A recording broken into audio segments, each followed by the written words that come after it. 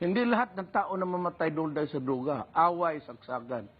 Ini-charge ninyo. And I tell you, Opo. you were so adamant, you were so horrified by the killings.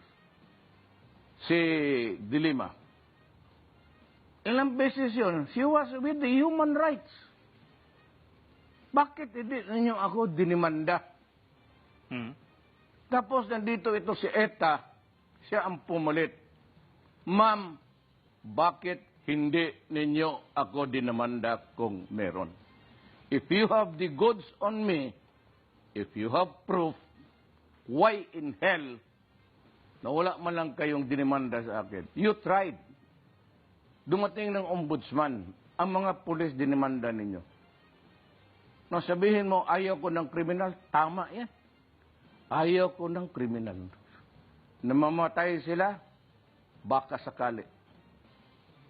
Ngayon, kung tanungin mo ako ngayon dito, and you want evidence, anak ka nang, do not get it from my mouth.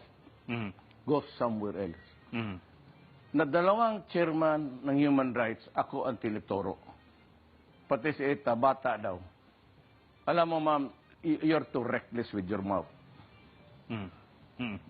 Ikaw tinatanong, ikaw umalis ka ng gobyerno, may kaso ka pa sa DAP. Hmm. Hmm. Papiliin ko kayo. Tao, employee ng gobyerno, pumapatay ng kriminal. O kayo, nagdanakaw sa bayan. Mamili kayo, Pilipino. Be sure to come back. News 5 everywhere. Copyright 2015.